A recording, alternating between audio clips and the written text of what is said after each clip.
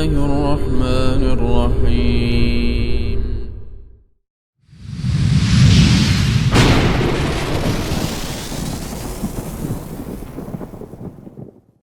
Bismillahirrahmanirrahim. Assalamualaikum warahmatullahi wabarakatuh.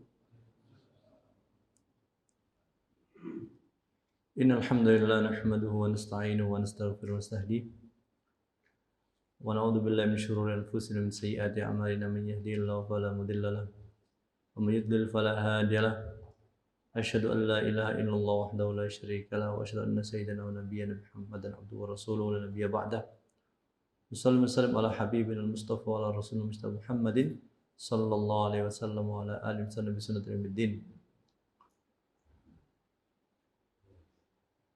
Para jamaah sekalian azanallahu iyyakum,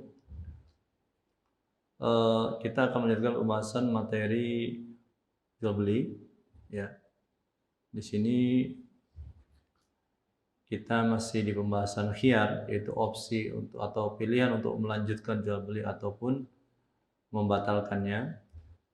Dan kemudian kemarin di antara yang kita bahas adalah berkenaan dengan adanya cacat di barang gitu ya. Nah, kalau misalnya beda pendapat antara penjual dan pembeli, ya, penjual mengatakan cacat ini terjadi ketika Anda pegang. Pembeli mengatakan sebelum saya beli cacat ini sudah ada. Ya, maka di sini para jamaah sekalian, menurut salah satu madhab di sini disebutkan bahwasanya pembeli yang bersumpah itu pendapatnya diterima. Ya.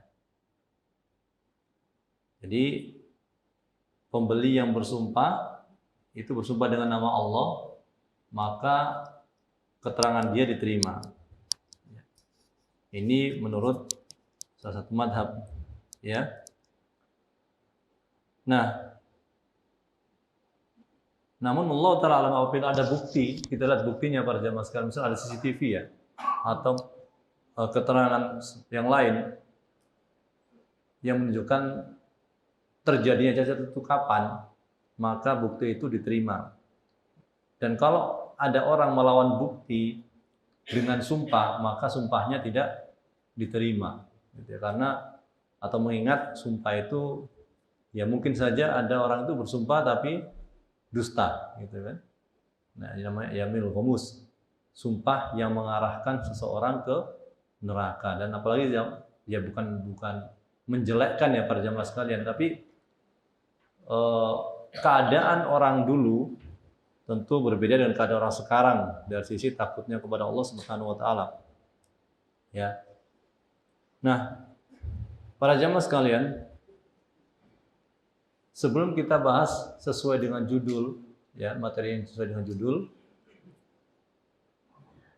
kita akan sebutkan tentang opsi kalau ada kedustaan dalam memberikan informasi. Misalnya seorang penjual mengatakan, saya beli barang ini, saya beli mobil ini modalnya 100 juta. Ya. Padahal sebenarnya dia beli cuma 80 juta. Dia ngomong kepada si pembeli, jadi beli harga modal aja deh. Saya beli harga 100 juta. Padahal bohong. Nah, padahal dia itu belinya cuma 80 juta. Nah, seperti ini para jamaah sekalian azanallahu iyyakum. Seorang pembeli boleh untuk melanjutkan akad, mengembalikan barang, ya, dan meminta kembali uangnya. Kalau dia tahu ternyata si penjual bohong, gitu ya. Kalau si penjual bohong, ketahuan bohongnya, maka dia berhak untuk meminta pengembalian dana. Ya. Kalau nggak ketahuan bagaimana? Ya artinya seumur hidup si penjual berdusta, gitu. Dan berarti apa? Ada sebagian hartanya yang tidak halal, gitu. Kalau misalnya seseorang bertaubat, bagaimana caranya? Ya, dikembalikan yang 20 juta itu. Kalau memang dia itu akadnya adalah akad berdasarkan modal, beli harga modal gitu. Tadi kan dia bilang 100 juta, padahal dia beli cuma 80 juta. Ya. Maka seperti ini, para jamaah sekalian, kalau dia bertobat maka dia kembalikan 20 juta. Cuma masalahnya adalah kalau itu sudah terjadi beberapa dekade, ya, puluhan tahun yang lalu, ya, ketika misalnya para jamaah sekalian, maaf saja, inflasi sudah sangat tinggi, misalnya 10 tahun yang lalu sama sekarang itu kan harga rupiah itu kan menurun sekitar 70%. 10 tahun yang lalu sama sekarang ya. Jadi kalau misalnya ya harga uang para jamaah sekalian, harga kalau dulu 1 juta 10 tahun yang lalu, maka sama dengan uang seharga 1.700.000 sekarang gitu ya. Nah, kalau seperti ini berarti apa? Ada penyesuaian hutang. Ya. Penyesuaian karena dia menipu 20 juta 10 tahun yang lalu, 20 tahun yang lalu disesuaikan. 20 juta dapat berapa sekarang? Ya, zaman 20 tahun yang lalu 20 juta, sekarang dapat berapa? 20 juta itu uang 20 juta. Dihitung dengan harga emas. Ya, kalau misalnya patokan misalnya emas 20 juta misalnya tahun 90 misalnya, itu seharga misalnya ya 20 juta itu dapat misalnya 20 juta dapat 200 gram misalnya. Maka sekarang 200 gram itu berapa misalnya begitu. Ya. Berarti ya dibayar segitu. Makanya kan berat ya. Intinya masalah dengan manusia itu berat gitu ya. Tapi malah orang itu salah paham. Dia pikir masalah dengan Allah itu lebih berat dibanding masalah dengan manusia. Bukan berarti mengecilkan Allah ya, tidak. Tapi taubat masalah dosa kepada Allah itu lebih mudah dibanding taubat berkenaan dengan dosa kepada manusia. Sebenarnya gitu. Ya. Orang korupsi dia ingin menghapus dosanya dengan berhaji, nggak bisa, nggak bisa. Ya. Dia pikir dengan berhaji akan aman gitu ya, enggak. Ya korupsi ya berarti dikembalikan uangnya itu. Kalau takut ditangkap bagaimana?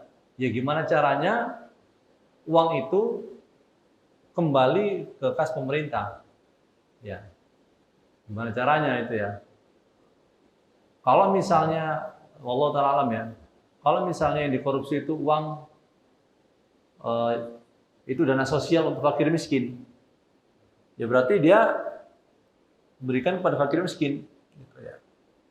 Kalau memang apa, dia khawatir kalau memang kembalikan itu dia kena apa, kena tangkap atau dijebloskan ke penjara begitu ya pada masalah. Jadi intinya orang yang menginformasikan harga tidak sesuai fakta, maka bagi pembeli kalau sudah tahu faktanya, dia berhak untuk meminta pembatalan atau dia minta mungkin ya kalau memang dia setuju bisa minta kompensasi gitu ya pada sekalian. Ya. Nah ini para jamaah sekalian bisa terjadi pada tauliyah, syirkah, murabahah, muwadha'ah. Jadi gini, kadang-kadang orang bohong itu dia ngomong begitu pada jamaah sekalian, saya jual harga modal. Ya. Ternyata dia bilang modal 100 juta padahal cuma 80 juta. Berarti ini tauliyah namanya. Ya. Atau syirkah. Jadi dia bilang saya beli tanah 100 juta. Kata orang, udah deh, saya minta separuh tanah kamu, saya bayar 50 juta. Ya saya jual ke kamu, ya kata penjual, ya udah saya jual ke kamu harga modal. Jadi separuh dari 100 juta berarti 50 juta. Padahal dia beli cuma 80 juta. Itu namanya syirkah. Harusnya dia si orang yang beli ini bayarnya cuma 40 juta gitu ya. Atau murabahah, sama murabahah itu artinya saya modalnya 100 juta. Kamu kasih saya keuntungan 20 juta lah. Ya. Padahal modal dia cuma 80 juta. Nah, Berarti apa? Ada penipuan. Atau muwadha'ah, dia bilang gini, modal saya ini 100 juta. Ya. Saya jual rugi deh ke kamu. Jual 80 juta aja. Padahal 80 juta itu adalah modal dia. Itu namanya muwadha'ah. Para ulama fikih sudah menyebut rincian-rincian gitu, model orang-orang para pedagang itu bagaimana mereka berusaha untuk mencari celah keuntungan gitu ya, para jemaah sekalian. Ya. Nah, para jemaah sekalian, sekali lagi, kalau ada orang sampai bertahun-tahun ya tidak memahami ini ya, dia bohong, maka terus menjadi dosa gitu ya, tidak akan selesai. Kemudian ada juga orang itu misalnya harga mobil kalau beli secara kredit itu 200 juta misalnya ya, para jemaah sekalian. Ya. Kemudian kalau beli cash seharga 150 juta. Ya. Kemudian dia jual ke orang ini, kamu mau beli mobil saya nggak? Ini harga modal saya nih. Ini 200 juta deh. Ya. Padahal dia belinya harga cash 100 juta gitu. Si pembeli bayar cash, tapi harganya harga kredit. Nah, ini juga semacam penipuan, ya. Nah, ini modelnya banyak sekali ya, para jemaah sekalian. Ya. Termasuk juga kalau beli dari bapak atau ibu. Jadi kan dalam Islam itu, kalau dalam pengajaran Islam ya, kalau bapak kita bersaksi untuk kita, misalnya kita bersengketa dengan tetangga misalnya, masalah tanah. Kemudian yang jadi saksi mendukung kita adalah bapak kita, itu di pengadilan agama nggak diterima. Karena apa? Potensi untuk bohong. Ya. Tapi kalau di pengadilan negeri ya, kalau di pengadilan agama, pengadilan Islam ya maksud kami ya, itu tidak. Bapak, ibu, anak itu yang sifatnya potensi untuk mendukung kebohongan seseorang gitu. Ya. Ini tidak diterima. Kalau dia bilang gini, ya, saya misalnya beli dari bapak saya misalnya. Saya beli tanah ini 100 juta. Ya. 100 juta. Kemudian pembeli akhirnya setelah berapa bulan tahu ternyata saya beli dari bapak saya. Dan bapak saya itu ya nggak enak kalau saya nawar ke bapak saya jual 100 juta, ya saya langsung beli aja. Padahal harga pasaran misalnya 80 juta. Ya, tanah itu. Maka si pembeli juga berhak untuk meminta apa? Meminta pembatalan gitu. Kalau nggak kompensasi. Nah, gitu. Karena ya kadang-kadang orang beli, tapi kadang-kadang sekarang para jemaah sekalian, anak beli dari bapak atau dari ibu dengan harga keluarga lebih murah. Ya kan biasanya gitu juga. Harga pasar 100 juta. Beli dari bapaknya cuma 80 juta. Ya. Maka di sini berarti apa? Ada hadiah yang diberikan kepada anak tersebut sebesar 20 juta. Maka bapaknya ini harus ngasih anak yang lain 20 juta juga. Nggak boleh satu anak dikasih 20 juta, yang lain nggak dikasih. Anak diberi rumah harga khusus, harga spesial, satu anak, maka yang lain juga dikasih harga spesial. Kalau nggak dikasih harga, dia dikasih duitnya. Nah, gitu. Ya.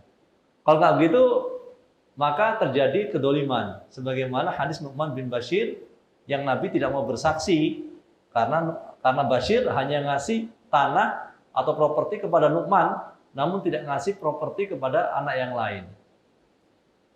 Nah, jadi ini kedoliman. Kalau sampai mati gimana? Sampai wafat. Anaknya semuanya tahu sebenarnya. Ya. Satu orang A dikasih hadiah, yang lain diam saja gitu. Yang A ini dikasih gara-gara A ini merawat gitu.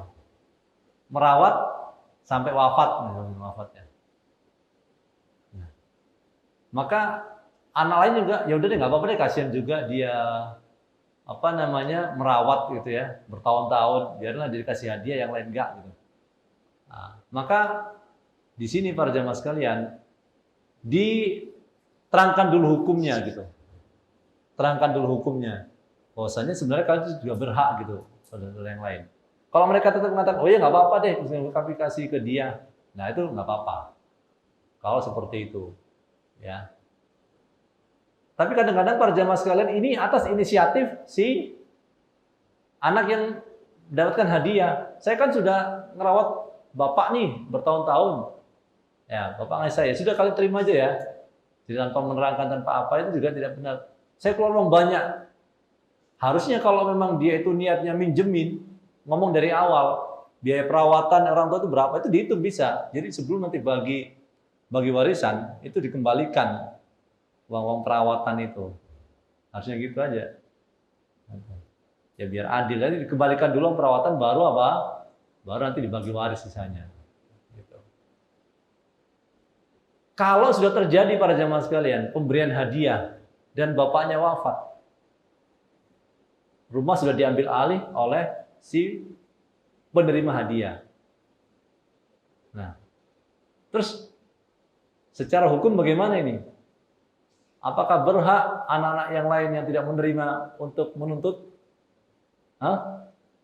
Bisa? Menuntut kemana? Pengadilan apa ini? Hah? Pengadilan Islam? Pengadilan agama? Apa pengadilan negeri? Jadi Allah Ta'ala kalau memang sudah dipindah tangankan, Allah Ta'ala tahu kami hukum positif itu ya kalau sudah dipindah tangankan sudah tidak bisa. Hukum positif ya. Nah sekarang hukum agama gimana? Hukum agama juga nggak bisa. Kalau sudah diserah terimakan. Jadi sudah jadi, jangan nggak bisa nuntut karena sudah serah terima. Kalau belum serah terima, nah bisa tuh dimasukkan ke dalam warisan. Ya. Jadi, tapi gimana mungkin secara akhirat hukumnya? Ya bapak itu berdosa. Bapak yang memberikan hadiah ke satu anak, tapi dia kasih anak, berarti berdosa. Kalau anak yang diberi itu dia kasihan sama bapaknya, meskipun secara hukum dia memang sudah menguasai, ya dia apa? Kasih share ke saudara-saudaranya. Gitu. Kasih bagi. Itu pada zaman sekarang. Bisa dengan uang, ya, atau barang. Intinya adalah dibagi sesuai dengan hak masing-masing. Ada pertanyaan? Ada pertanyaan?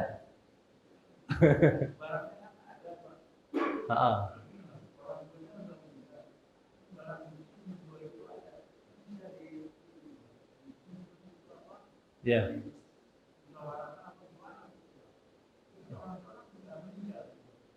Iya. Yes, tapi secara sudah dibalik nama gitu, apa namanya? Secara sertifikat itu dibalik nama. Asih, ya. Iya. Jadi hukum fikih ini ada dua yang berbenturan di sini. Hibah atau hadiah itu kalau sudah diserah terimakan, serah terima dalam hukum fikih itu nggak harus sertifikat ya sebenarnya. Sertifikat itu penguat. Zaman sekarang, zaman dulu serah terima itu dengan cara apa? Dikosongkan dan dia menguasai. Rumah dikosongkan dan dia pegang kunci, dia menguasai, itu sudah dianggap serah terima. Itu sudah mengikat itu. Ya. Tidak bisa apa? Diutak-atik. Tapi istilahnya muslim itu bertentangan dengan hadis, itu masalah lain. Masalah tadi itu masalah lain, itu masalah dosa dengan anak yang lain. Jadi ulama fikih itu detail dia melihat. Jadi ada hukum ini, ada hukum ini. Masing-masing punya konsekuensi yang berbeda. Konsekuensi yang dikatakan Nabi itu sifatnya apa? Sifatnya belum jadi, ketika belum serah terima. Belum serah terima. Tapi kalau sudah serah terima, nah itu beda. Buktinya apa musim? Buktinya adalah hadis Abu Bakar As-Siddiq. Abu Bakar As-Siddiq ketika memberikan tanah kepada Aisyah radhiyallahu anha, itu tidak digarap oleh Aisyah.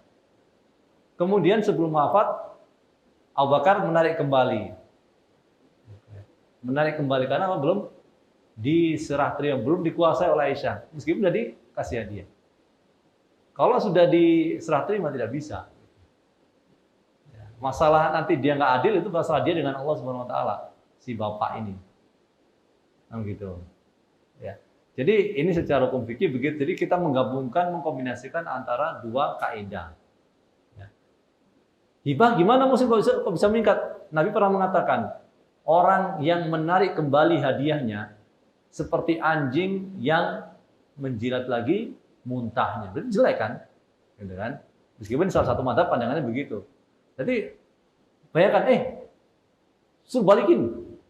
Berarti apa? Melanggar hadis Nabi. Paham maksud saya? Gitu. Jadi sama-sama ada dalilnya. Jadi masing-masing ada konsekuensinya. Tapi secara umum, kalau memang si anak yang diberi hadiah ini mau ayahnya itu tidak disiksa, dikubur gara-gara tidak adil ini, ya dia apa? Dia minta persetujuan atau minta keikhlasan dari saudara-saudaranya. Bisa dengan kompensasi, bisa dengan tidak gitu.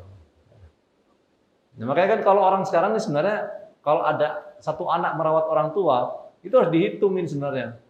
Ini maunya apa nih? Ini maunya utang apa gimana nih? Dia keluarin atau hadiah, biaya perawatan, biaya pengobatan. Termasuk juga apa? Kalau ada anak dia memperbaiki rumah orang tuanya. Ini apa ini hitungannya nih? Hitungannya apa nih? Ngutangin atau apa? Ya, jangan sampai nanti di akhir baru, saya sudah ketika udah wafat baru ramai itu. Saya sudah bangun ini, bangun ini, bangun ini. Nah, terjadi nggak seperti itu kira-kira? Ya, mungkin terjadi. Ya. Saya sudah bangun ini, saya sudah renovasi ini, habis puluhan juta. Maka apa? Hak saya lebih besar dong.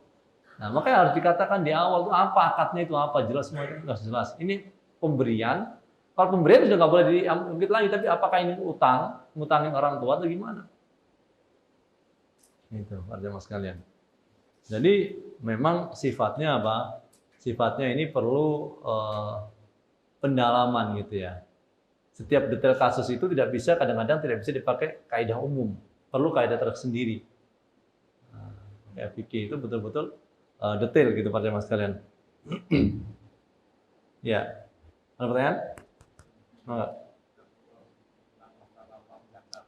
Uang zakat. Kalau bertahun-tahun orang ini nggak keluar zakat, maksudnya dia nggak keluar zakat pada syarat sembahnya udah sampai, tapi karena jahilnya dia nggak paham, tapi sedekah dia lancar aja sebenarnya mungkin kuat zakat yang mau dia nggak keluar ini. Kan sampai sekian tahun lah. Nah, sampai Allah kasih hidayah sama dia tuh kalau zakat hukumnya wajib. Nah itu yang ke belakang katakan yang umpama 10 tahun lah. Itu gimana akan diputihkan apa dia tetap wajib? Iya. Jadi pertanyaannya ada zakat, orang-orang nggak berzakat puluhan tahun, 10 tahun mungkin ya. Dan akhirnya setelah 10 tahun baru dia tahu zakat itu wajib hukumnya. Ya, dan baru bertobat. Apakah diputihkan begitu? Zakat ini adalah hutang kepada Allah dan juga ada hak fakir miskin yang dia tahan. Zakat itu sebenarnya adalah milik fakir miskin. Ya. Harus keluar memang. Harus keluar. Ya. Maka apa yang terjadi? Kalau seperti itu adalah dia berhutang. Dan dia harus dibayar. Terus ngitungnya gimana Musin? Diperkirakan 10 tahun tuh. Tahun pertama kira-kira zakat dia berapa? Tahun kedua berapa? Tahun ketiga berapa? Tahun keempat berapa? Kalau misalnya katakan ternyata kena inflasi kayak tadi. Kalau dulu masih sedikit jumlahnya, kalau sekarang itu sekarang gede misalnya. Ya disesuaikan dengan sekarang gitu. Sama seperti kita utang buat fakir miskin, utang ke seseorang, ya zaman dulu 1 juta 10 tahun yang lalu, maka sekarang bisa dibayar 1.700.000 gitu. Ya. Sama seperti itu. Ya. Sekarang pertanyaannya, kalau mayit ini punya utang, tapi juga belum zakat, mana yang dahulukan kira-kira? Hah? Utang kepada manusia atau zakat?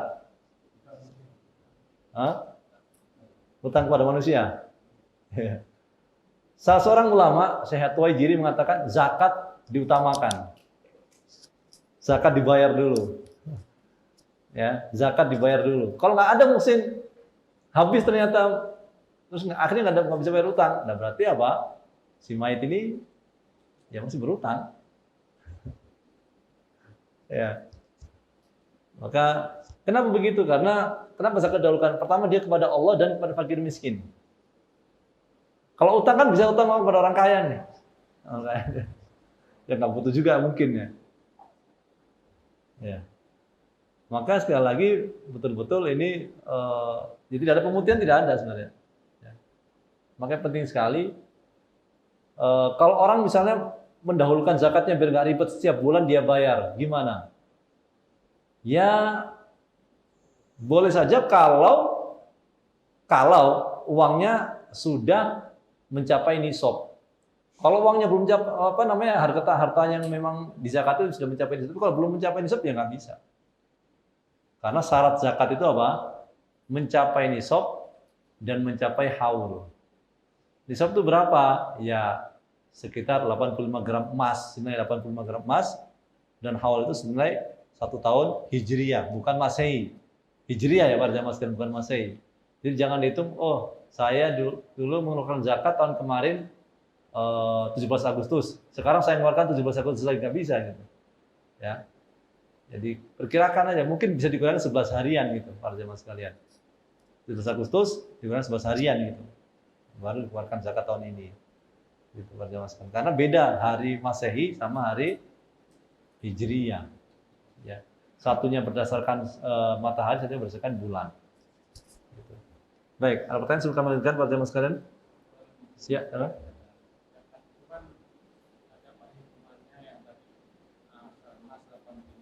Tapi yang mengatakan dengan cara Ya. 299. Ya, betul. Nah, pertanyaannya kalau kan itu timpang jauh tuh. Iya. Katakan kalau emas sekarang 1 juta ini paling sekitar 10.000, 20.000 kan paling. Iya. Itu gimana itu maksudnya? Kalau zaman sekarang gimana? Apakah kalau kita konversikan kepada perak berarti punya uang, katakan kalau emas 10.000, perak 10.000 berarti cuma 6 juta gitu kan? Iya. 195 gram gitu kan? Iya. Gimana? Ya, jadi kan memang Nabi itu dalam hadis kan memang kalau 20 dinar maka zakatnya setengah dinar. Kalau 200 dirham maka zakatnya 2,5 dari 200 dirham gitu ya. Intinya adalah zaman dulu itu perbandingannya 20 dinar tuh saat ini sebagian orang yang mengatakan zaman dulu 20 dinar itu sama dengan 200 dirham. 20 emas sama dengan 200 perak. Ya. 10. Jaraknya zaman dulu. Sekarang jaraknya jauh beda. Emas sama perak jauh banget. Kalau mengikuti tadi, mungkin ya, para jamaah sekalian, emas yang mendekati kemurnian ya 999 ya, kalau tingkat kemurniannya. Itu kalau kali 595 ya pernah kami itu mungkin sekitar 30 jutaan lah ya. Kalau emas, misalnya kalau emas sekarang 1 gram yang 24 karat itu 1 juta misalnya, maka berarti 85 juta. Antara 30 juta sama 85 juta. Nah, bedanya apa Musin? Kalau mengikuti perak, berarti kalau orang sudah punya 30 juta ke atas, katakan ya, itu nggak berkurang selama setahun, berarti dia sudah wajib zakat. Tapi kalau mengikuti emas, uang orang punya 40 juta, belum wajib zakat. Sampai dia punya 85 juta emas selama setahun. Nah, kalau mengikuti perak berarti dia lebih cepat mengeluarkan zakat. Kalau mengikuti emas ya agak lama. Nah, sini bagaimana? Mana yang diikuti? Sebagian ulama itu mengatakan ya, seperti fatwa Komisi Tafsir Ilmiah dan Fatwa itu mengatakan mana yang lebih baik untuk fakir miskin itu yang dipilih. Nah, kira-kira yang lebih baik untuk fakir miskin apa? Apakah yang lebih cepat atau yang lebih lambat? Ya mungkin pada keadaan tertentu yang lebih cepat. Ya berarti mengikuti perak gitu. Sebagian ulama lagi mengatakan emas. Kenapa emas? Karena emas itu adalah ukuran orang kaya. Ya. Orang kaya zaman Nabi, ya zaman dulu ada orang punya 85 gram emas. Ya. atau 200 dirham zaman Nabi, bukan zaman sekarang. Ya. Kalau sekarang berarti apa? Kalau orang zaman misalnya katakan punya 30 juta, katakan zaman Nabi masih belum kaya. Wah, berarti belum kaya berarti apa? Belum kena zakat. Itu sebagian ulama mengatakan apa? Mengikuti emas karena melihat dari sisi apa? Kekayaan seseorang, tingkat kekayaan di tengah-tengah masyarakat gitu. Ya, punya 85 juta rupiah bertahan selama setahun tanpa berkurang, itu kalau menurut beliau ya berarti itu apa? Sudah kaya. Dan kalau kaya berarti apa? Perlu punya sifat simpati dan empati kepada fakir miskin. Gitu. Tapi ini sifatnya apa jamaah sekalian? Ini bukan masalah uang aja ya zakat ya. Kalau orang nggak punya uang tapi barang dagangannya senilai 100 juta, sama aja kena zakat juga gitu. Tapi muslim nggak ada duitnya, nggak laku-laku bajunya. Ya, bajunya aja kasih ke orang. Ya, bajunya kasih ke orang. Orang fakir miskin, bajunya itu. Kalau nggak laku, baju itu kasih fakir miskin tuh. Kalau misalnya bengkel, dia jual aksesoris motor, dia jual onderdil motor, nggak laku-laku misalnya. Jadi kasih onderdil itu kepada fakir miskin yang punya motor. Jadi ya benar kayak gitu. Iya. Bukan mau terus kalau mau dijual kan katakan harus uang muhsin. Udah dijual nih nggak laku-laku terus diapain? Apa nggak keluarkan zakat? Apakah nggak keluarkan zakat karena nggak punya uang? Bertahun-tahun dia punya 1 miliar nih barang dagangan, bentuknya barang dagangan semua, tapi nggak laku. Apakah bertahun-tahun dia nggak berzakat? Nggak gitu juga, gitu ya. Maka dikeluarkan barangnya itu senilai 2,5% dari total barangnya. Kalau meja, kursi, kasih meja kursi kepada orang fakir miskin, nggak laku ya. Ya. Kalau kebab gimana, Mi? Kasih kebab ya, tapi kebab nggak bertahan setahun ya barang-barang. Ya. Apa?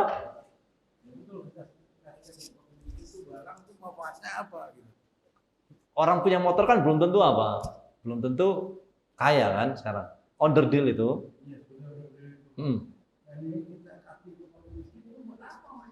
Iya kan buat menurut motor dia gitu. Baju-baju kan bisa dipakai sama dia kalau baju. Hah? Bisa. Oh ya dipilih. Ya dipilih aja gitu ya. Ya. Sekarang ada 2 pilihan. Dan ini nggak mungkin, yaitu dibiarkan nggak berzakat. Itu tidak mungkin. Dibiarkan nunggu laku. Kapan lakunya? Ada yang jamin? Ada yang jamin? Siapa yang jamin dia juga hidup nggak tahu. Ada 2 kemungkinan nih. Wafatnya dia atau lakunya kapan. Nah, makanya ya kan ini harus dikeluarkan. Peci juga sama peci. Jadi kan orang itu kan misalnya di di Idul Fitri misalnya kan daripada orang dia beli ke mall, orang fakir miskin kasih aja baju-baju yang layak. Ya, yang layak tentunya ya. Baju bukan baju yang sudah rusak-rusak dimakan tikus gitu enggak ya. Ya. Jadi beras juga sama ya. Semen juga ya. Kalau nggak laku ya. Kalau laku ya uangnya kasih bagus gitu ya. Uangnya itu bisa lebih manfaat itu. Ya. Jadi mengambil.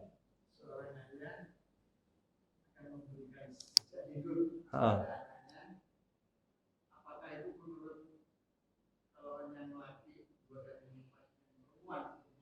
Nah, iya bagus ya. Jadi itu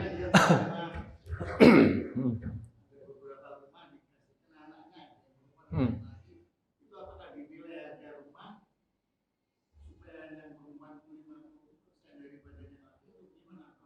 Harus sama. Bapak ini masih hidup gitu Pak, pemberian masih hidup. ya. Jadi laki-laki dan perempuan dalam masalah hadiah, apakah harus nilainya sama ataukah modelnya sama seperti warisan? Di mana kalau warisan itu laki-laki 2 kali lipat dibanding perempuan, nah gitu kan? Nah, kalau hadiah gimana? Allah Ta'ala ulama beda pendapat di sini. Ya, Allah beda pendapat. Tapi dilihat nanti keadaannya. Kalau misal dibagi rata nggak apa-apa juga gitu. Misalnya, kok yang perempuan nih, kok saya dapat nih separuh, saya ngerawat bapak ngerawat Abi, ngerawat Umi. Ya, udah bagi rata aja nggak apa-apa. Daripada apa? Rame, gitu ya. Nggak masalah, gitu ya. Jadi, ya namanya hibah. Kalau pemberiannya itu setelah wafat jadi gini, saya kasih kamu rumah, tapi nanti kalau saya wafat kamu boleh pindah, sekarang belum. Nah itu namanya wasiat. Nah, wasiat itu nggak boleh kepada ahli waris. Nabi mengatakan, Inna Allah qad a'ta kulli haqqin haqqahu fala wasiyata liwarisin.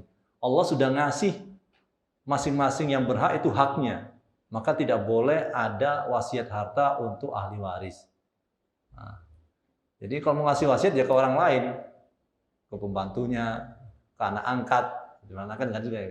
Anak angkat nggak, anak yang dari sejak kecil itu kan dia nggak dapat warisan meskipun. Nah, tapi kalau mau dikasih dari wasiat boleh, tapi nggak boleh lebih dari sepertiga, sepertiga harta. Tidak boleh lebih dari sepertiga harta. Jadi kalau misalnya hartanya totalnya katakan 300 juta, maka tidak boleh ngasih 301 juta atau 305 juta misalnya. Yang terlaksana hanya bisa 100 juta. Maksudnya 100 juta. Gitu. Dan ini nggak sedikit kadang-kadang begitu ya para jamaah sekalian. Ini kisah nyata ya, Ami ya. Di mana Jakarta itu dikasih ke anak angkat semua. Ternyata habis itu diusir dia, gitu ya. Alhamdulillah min dzalik ya. Apanya. Kemudian di Inggris juga sama, dikasih ke ada ibu-ibu ngasih ke anaknya. Ya. Ternyata ada crash sudah dibalik nama, ibunya diusir. Kan bertengkar gitu ya. Ya. Padahal udah dikasih, bayangkan dikasih rumah yang mahal kan. Tapi gara-gara nggak cocok, ibunya diusir. Maka saran saya sih jangan kasih semua harta itu ke anak gitu selama masih hidup ya. Ya, sisakan untuk diri sendiri gitu ya. Ya. Boleh kita sebagian kita investasi akhirat, sebagian untuk kita berobat ya uang itu, ya sebagian buat dia nggak apa-apa juga. Tapi jangan semuanya, kan sebagian orang semuanya gitu. Karena kita nggak tahu hati seseorang gitu. Bisa jadi berubah gitu ya. Udah Isya ya? Bunyi apa nih? Baru, ya.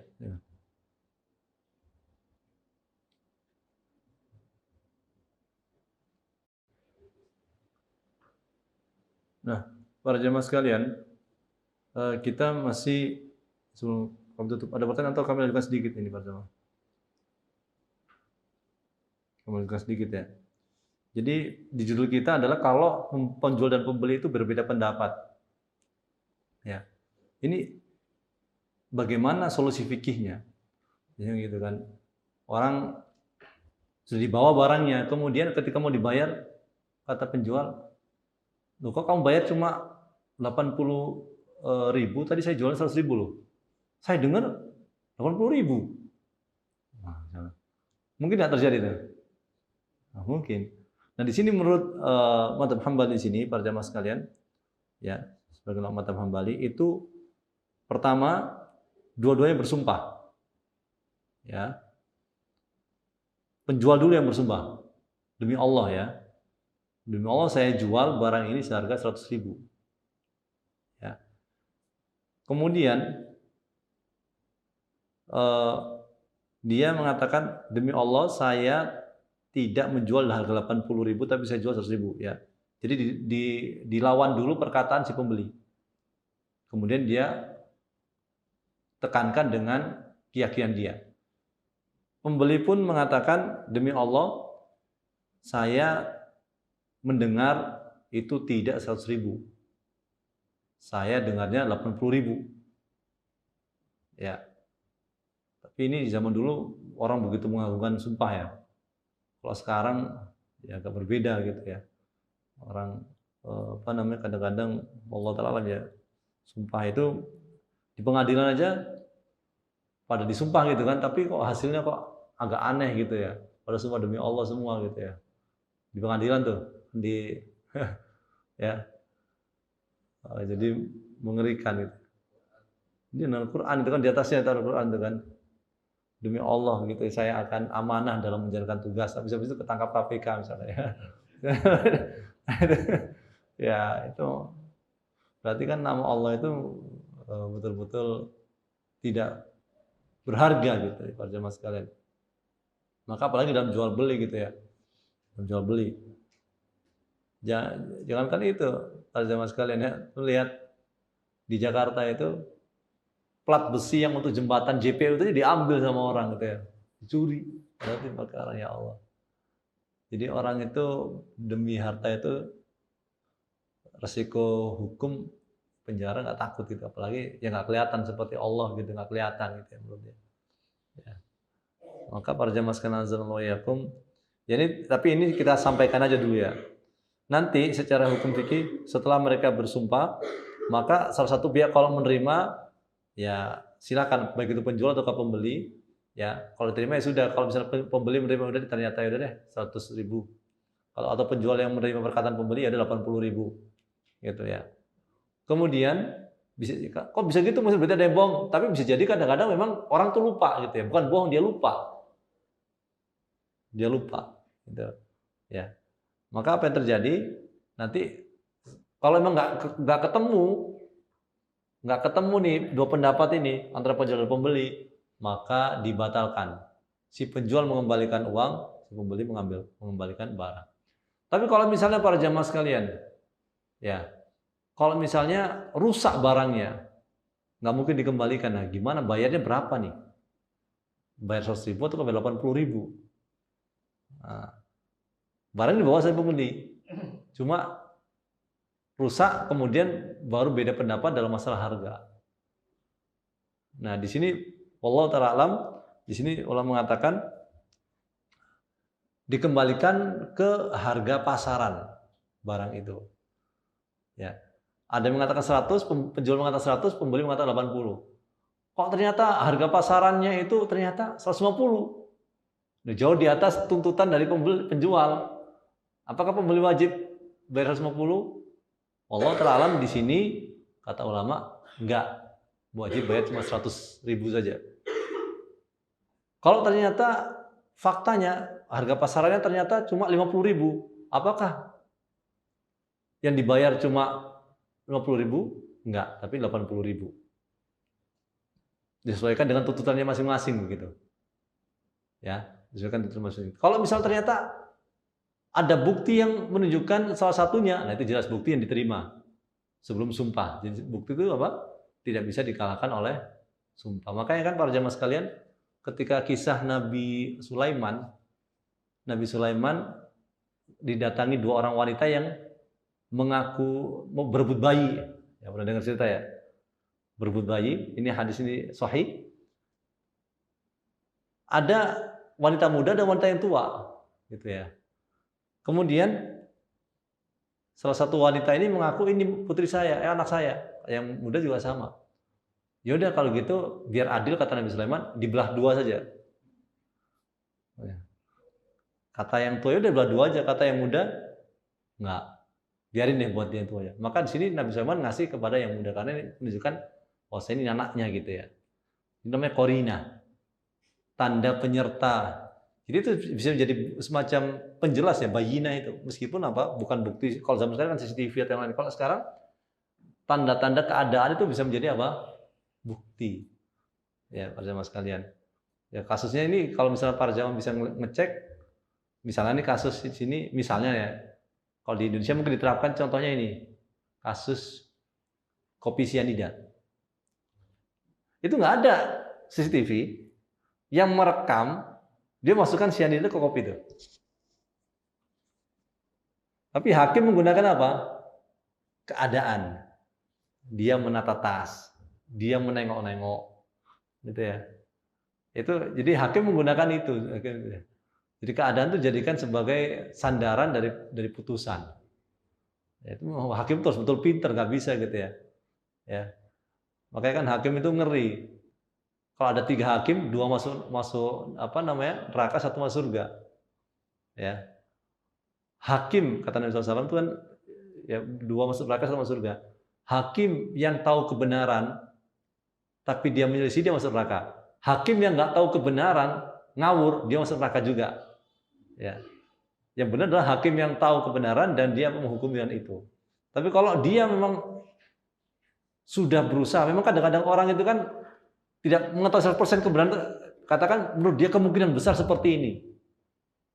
Tapi berdasarkan dalil dan bukti itu nggak dihukum dia meskipun salah. Jadi kalau hakim begitu para jamaah. Tapi kalau nggak ada dia, kalau dia ngawur, betul ngawur gitu para jamaah sekalian, ya maka ini jadi masalah gitu. Ya apalagi kalau sampai ada dikondisikan panitera yang mengkondisikan, hakim ini yang gampang ngasih remisi, hakim ini yang ngasih keringanan itu dipilih. Nah itu tentu ini masalah besar gitu ya, ngeri gitu ya. Jadi ini para jamaah sekalian ya. Jadi bukti itu akan dikembalikan yang menjadi penguat. Bukti itu bukan hanya tulisan atau yang lain, tapi bisa juga keadaan. Harga pasar juga bisa menjadi bukti. Kalau misalnya ngakunya penjual, ini saya jual harga ini 1 juta, padahal harga pasar 100.000, itu jelas bohongnya dia. Keadaan pasar itu menjadi apa? Penguat gitu. Ya, gitu. Masalah jauh-jauh. Jadi artinya memang masalah ini masalah kodok, masalah orang mau jadi hakim di Arab Saudi itu ada namanya sekolah kodok, sekolah kodi, sekolah hakim gitu ya. Itu betul-betul fikihnya harus kuat, kemudian penerapannya dalam kehidupan sehari-hari juga kuat. Bahkan katakan nih DNA, kalau ada, ini kan sekarang kan lagi ribut DNA pada masa ini anak saya atau bukan? Kok nggak mirip dengan saya misalnya ya. Bapaknya putih, ibunya putih, anaknya agak coklat, ragu nih. Ya. Hah? Yang ragu jadi bapaknya gitu kan. Ini anak saya, siapa nih kan gitu. Kalau orang katakan para jamaah sekalian, dia udah saya percaya di anak saya gitu. Maka meskipun DNA-nya itu berbeda para jamaah sekalian, jelas bukan dia, nggak ada masalah gitu. Dalam Islam ya. Jadi DNA itu hanya pendukung, bukan yang utama. Tapi kalau si bapak ini menuntut, kemudian tes DNA, dia ragu kemudian tes DNA, ya bisa dipertimbangkan oleh hakim. Jadi kenapa kok mesti kok gitu? Islam sengaja menutup pintu seperti kalau semua orang seperti itu dibuka lebar-lebar, maka semua orang akan ragu pada anaknya. Jadi ragu. Karena perbedaan itu kemungkinan muncul itu ada gitu. Meskipun katakan faktanya itu bukan dia, tapi dia maksudnya dia nggak tahu, dia nggak tes DNA, tapi secara logis ini kayaknya bukan anaknya gitu karena warna kulitnya jauh misalnya kadang. Meskipun ada kemungkinan ya para jamaah sekalian itu bisa terjadi. Bisa terjadi anaknya maaf ya agak hitam, bapak ibunya putih. Sangat mungkin terjadi karena mungkin kakek neneknya dulu ada yang hitam. Itu mungkin terjadi gitu ya. Tapi kalau katakan faktanya, maaf para jamaah sekalian, faktanya si wanita ini berzina kemudian tapi laki-laki ini husnudon, ya, nggak apa-apa. Dan husnudon artinya dia tidak memprotes itu. Ya sudah, jadi anak dia, nasabnya ke dia mewarisi dan lain sebagainya. Gitu. Ya. Jadi tujuannya apa Islam itu? Jadi kalau ingin menutup masalah itu, kalau nggak nanti semua orang kalau yang dijadikan kaidah adalah fakta di lapangan sebenarnya susah sekali. Dan juga akan membuka banyak pintu, setan akan masuk ke semuanya. Gitu pada zaman sekarang. Tapi kalau memang suaminya ini yang menuntut, dia ragu sendiri kemudian dia menuntut, nah itu masalah lain. Tapi kalau dia nggak menuntut, maka tidak bisa apa? Oh, kamu itu bukan anaknya fulan tuh. Bapak kamu putih kok, mak kamu putih, kamu begitu. Itu orang lain nggak bisa, malah orang lain itu akan dicambuk gitu. Kenapa? Karena dia datang tanpa bukti dan dia bukan saksi juga gitu. Saudara sekalian. Dan ini mengerikan jadi Allah Ta'ala ya intinya adalah ilmu kehakiman itu memang spesifik dan memang tidak bisa setiap orang. Dan orang seperti ini misalnya antum tanya ustadz itu hanya ngasih fatwa, dia nggak mengikat. Ya, bisa diterapkan atau tidak gitu. Tapi kalau hakim sudah mengikat. Meskipun hakim itu bisa jadi levelnya keilmuannya di bawah ustadz, bisa jadi. Ya. Itu urusan dia dengan Allah Subhanahu wa taala gitu. Ya. Ya, urusan dia dengan Allah. Ya, bisa jadi ketika penerimaan hakim itu sangat spesifikasi yang dibutuhkan sangat rendah atau bahkan mungkin dia nyogok mungkin jadi hakim, kan lumayan hakim pengadilan agama. Dulu aja 20 juta per bulan dulu ya, nggak tahu sekarang ya. Artinya ya orang berebut gitu ya, tapi nggak semuanya begitu ya. Tapi intinya adalah ini adalah posisi yang mengerikan dari sisi akhirat gitu ya. Maka dikatakan bahwasanya barang siapa yang mengambil jabatan hakim maka dia itu dibunuh tanpa disembelih, gitu kan. Ya, dibunuh tapi tanpa sembelih. Jadi saking ngerinya gitu. Ya, jadi maksudnya apa? Seakan-akan begitu, dibunuh tanpa sembelih, saking ngerinya. Maka sekali lagi para jamaah sekalian, kalau mengatakan ada pertanyaan, ya. Hah? Harganya 80 katanya. Hah? Itu orang tuh saling mau beli itu dari jauh dan dibilang 80. Tahu-tahunya 100. Itu risikonya gimana kalau nggak jadi? Maksudnya gimana tuh? Kita kan beli barang katanya 80. Katanya sampai di tempat katanya 100. Ini salah dengar atau gimana? Kita mau beli. Terus Oh nggak bisa. Kemarin kamu bilang harganya 80. Tahu-tahunya 100 gitu. hari besoknya. Tapi saya batalin itu. Itu risiko dia datang dari jauh tuh. Yang lain siapa? Si pembeli datang dari jauh. Iya. Misalnya dia bila di Tadi itu. ya. Jadi kan gini, misalnya katakan 80 juta tapi ada bintang kecil. Situ ternyata apa? Biaya pajak, biaya ini belum. Ketika datang kaget. Semuanya 100 juta misalnya gitu. Jadi gimana? Ya makanya kan berarti kesalahan dari sisi iklan gitu ya. Nggak jelas. Iklan itu harus jelas sebenarnya. Ya, itu harus jelas. Terus gimana Muhsin? Ini pembeli datang jauh-jauh. Ya, kita nggak bisa menuntut si penjual juga gitu. Ya, memang ada dosa dari dia, tapi si penjual kan nggak meminta orang datang gitu.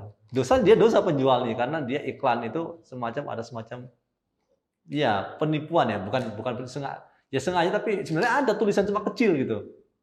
Ya, pajak PPN, pajak ini kan bayar itu kan rumah harga sekian. Ternyata setelah totalnya sekian gitu ya. Ya. Maka di sini para jamaah sekalian, dia berusaha tapi namanya pembeli dia datang dengan sukarela. Jadi nggak bisa diberi kompensasi gitu. Datang dari jauh, datang dari pelosok gitu. Kecuali kalau dipaksa itu beda lagi gitu ya. Dikasih ayo kamu harus datang, kamu harus beli, ini bagus nih barang gini.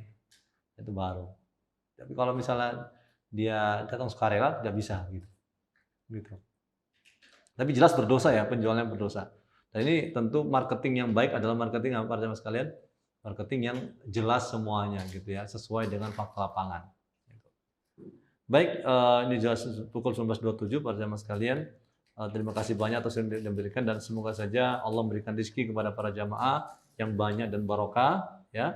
Semoga Allah Subhanahu wa taala memberikan rezeki anak yang saleh dan salihah, memberikan rezeki istri yang salihah, ya, memberikan kebahagiaan untuk para jamaah sekalian. Allah memberikan kebahagiaan para jamaah sekalian di dunia dan kemudian di akhirat. Apabila ada keluarga yang telah meninggal, maka semoga Allah Subhanahu wa taala ampuni dosa beliau, ya Allah, ya, berikan beliau nikmat kubur dan Allah jauhkan beliau dari azab kubur. Dan semoga kita semua bisa berkumpul di surga Allah Jannatu Adn, yang berkumpul dengan orang soleh dari keluarga kita masuk surga tanpa hisab dan tanpa adab. Semoga Allah Subhanahu wa taala memberikan kita pemimpin yang baik, pemimpin yang mengerti maslahat umatnya, pemimpin yang takut kepada Allah Subhanahu wa taala, pemimpin yang berusaha membahagiakan umat Islam secara khusus dan penduduk Indonesia secara umum.